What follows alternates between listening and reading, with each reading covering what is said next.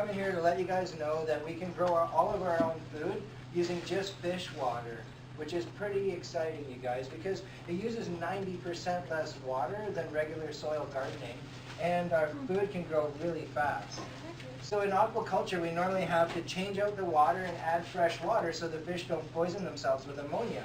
But in aquaponics, we have this really symbiotic sort of cooperative system where we have bacteria. You guys know what bacteria is, right? They're really small living organisms, and they're on everything. They're on our skin. They're in our stomach. Like, we really need bacteria. You know, some bacteria is not really good for us, like E. coli or stuff like that. So we have to really cook our food so we don't get sick. But some bacteria really works for us. And in aquaponics, we have that naturally occurring bacteria, and it lives on the grow medium, which is this expanded clay pellets. It looks like lava rock, so it's really light and porous, and it gives us lots of room for bacteria to live.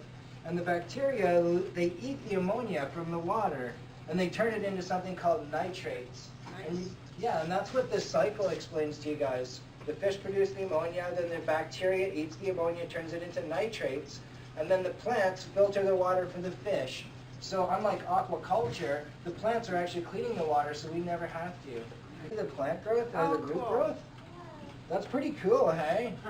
So you can see we also have an air stone in here too. So it's adding air, oxygen, to our grow bed. And that's exciting, you guys, to see that much plant growth in there, right?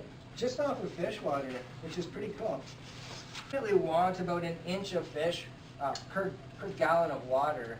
And we've got, like I said, 30 gallons, so these fish are really tiny. They're maybe half an inch each, right? So we probably need about double that amount of fish so that we have more ammonia, so that we can have more nitrate buildup, and then have more. The nitrates are plant food, in case you guys didn't know that. There's wicking beds that we can use in aquaponics as well, which really helps. So that means that the actual carrot or the potato wouldn't be sitting in the water, but the roots of that vegetable would be sitting in that water. So take them out of the peat puck, and we put them in. These little black things are called net cups. They're little perforated plastic cups, and we just put them right in there, and then boom, the roots start. They start really quickly. Yeah, Lily? Is like ammonia bad for you? Ammonia? Ammonia fumes. Too much, right? Yeah, if you were to come into, let's say you had ammonia in a tank, and you opened it up into a room and you walked in, it would burn your eyes and it would probably burn your lungs. But like a little bit of ammonia, it's no big deal. It's not, you can imagine it's poison for the fish, right? Because they're basically swimming around in their own pollution. And with aquaponics, these plants clean it for the fish, so they're really happy about that.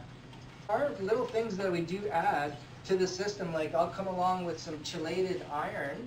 Well, you guys know what iron is, right? It's just like, it's a metal out of the ground, and when it rusts, it gets that orange rust, right? So this is basically like a little pile of rust, and I add a little bit to the system, and it picks it up, and then it helps the plants uptake the nutrients a little bit better.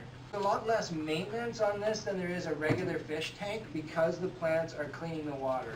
So we don't actually have a filter. Most fish tanks that you see like this size will have a filter on them. We don't need that here. This is our filter. Chiefs, they knew they had to look out for their people, and food security meant hunting or gathering and caching their food, like putting it in storage areas, so they had enough for the winter. That was food security. Okay, our food security might look like a cellar or a cold room where mom and dad have extra food, right?